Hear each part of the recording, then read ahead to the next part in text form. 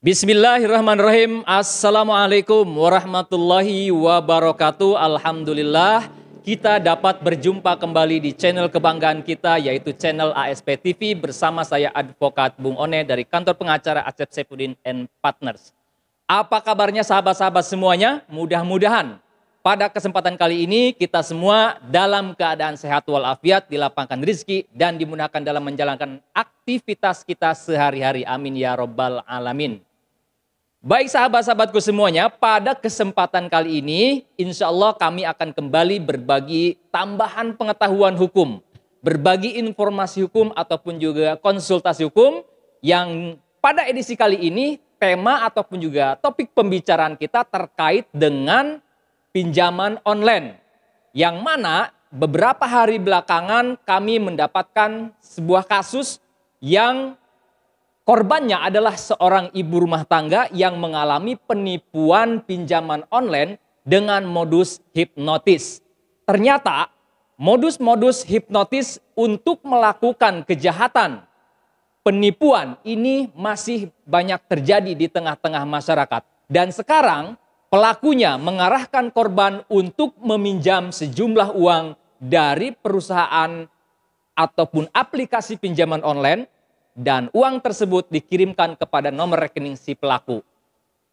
Apa motifnya, kemudian juga bagaimana kronologisnya, dan apabila ada anggota masyarakat atau anggota keluarga kita yang mengalami kejadian serupa, apa yang dapat kita lakukan, upaya apa yang dapat kita tempuh. Oleh karena itu, jangan kemana-mana, simak video ini sampai dengan selesai.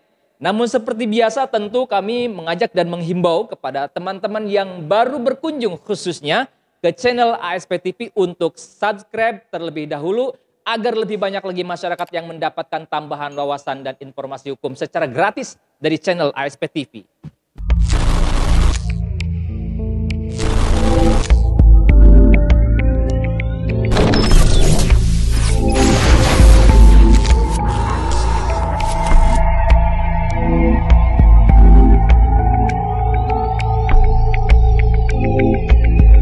Baik sahabat-sahabat semuanya, para pemirsa YouTube yang kami hormati, yang saya banggakan, berkaitan dengan pembicaraan kita pada kesempatan kali ini, saya akan mengulas sebuah kasus yang belakangan terjadi di tengah masyarakat, di mana ada seorang ibu rumah tangga yang menjadi korban, menjadi korban hipnotis, yang mana pelakunya mengarahkan korban tersebut untuk meminjam sejumlah uang dari aplikasi pinjaman online.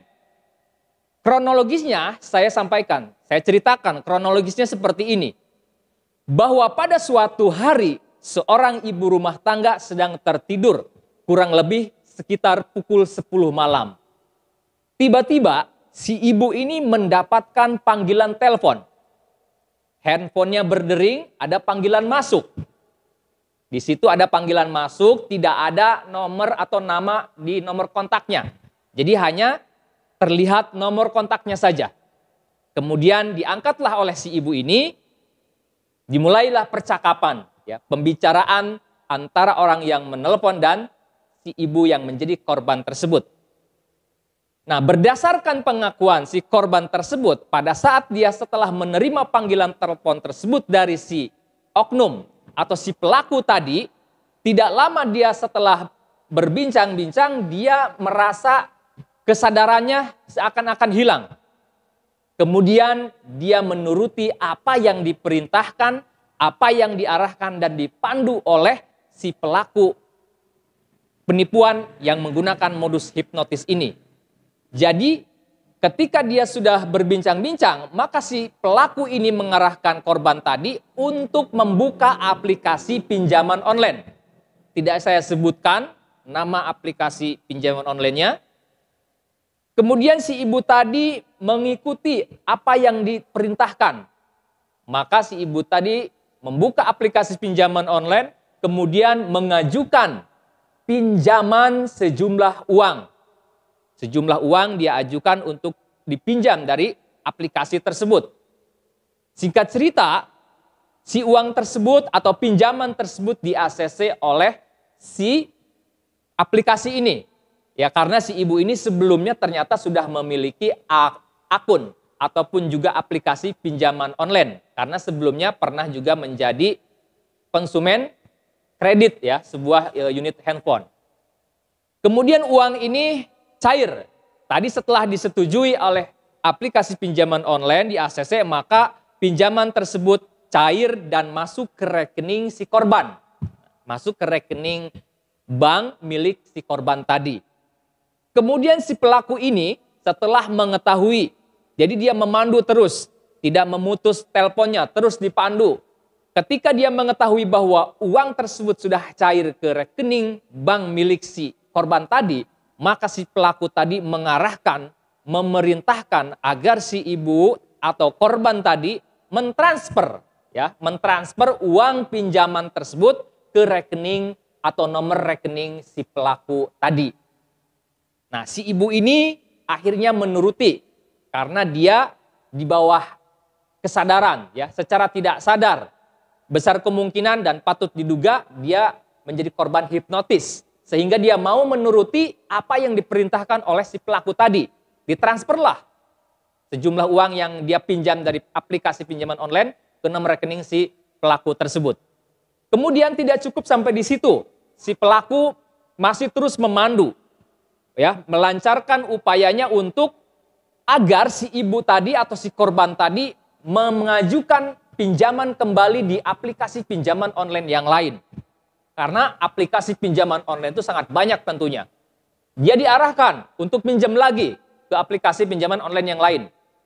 Namun pada saat itu kebetulan suaminya sudah terbangun, curiga melihat tingkah laku sang ibu tadi, si korban tadi, akhirnya handphonenya diambil. Ya, diambil, kemudian ditelusuri ataupun ditindaklanjuti, ternyata itu adalah benar-benar seorang pelaku yang berusaha ya memperdaya si ibu tadi menggunakan modus hipnotis. Nah, akhirnya dia sadar, si korban tadi sadar, akhirnya menangis. Kemudian dia bingung bagaimana, harus seperti apa. Karena mau tidak mau dia harus membayar ya cicilan tersebut. Itu persepsinya. Ya, karena yang tertera dalam perjanjian ya pinjaman tersebut adalah nama si korban tersebut. Nah, akhirnya pada keesokan harinya si korban tadi mengadu ya, berkonsultasi kepada keluarga, kepada orang-orang terdekat dan kemudian juga kepada kantor LBH. Akhirnya didampingilah untuk mengajukan laporan ataupun juga pengaduan kepada pihak yang berwajib. Nah, sahabat-sahabat subscriber semuanya, apabila hal ini terjadi di tengah-tengah kita atau ada masyarakat, tetangga ataupun keluarga kita yang mengalami korban hipnotis pinjaman online ini, apa yang dapat kita lakukan? Ya, tentu kalau memang sudah terjadi, upayanya dapat kita lakukan laporan kepada pihak kepolisian. Namun dilakukan terlebih dahulu konfirmasi ataupun juga pengaduan kepada customer service dari penyedia aplikasi pinjaman online tersebut. Ya, sampaikan bahwasanya dia mengalami kejadian yang dialami. Kemudian selain itu juga harus dilakukan atau dilaporkan, harus melapor kepada pihak kepolisian.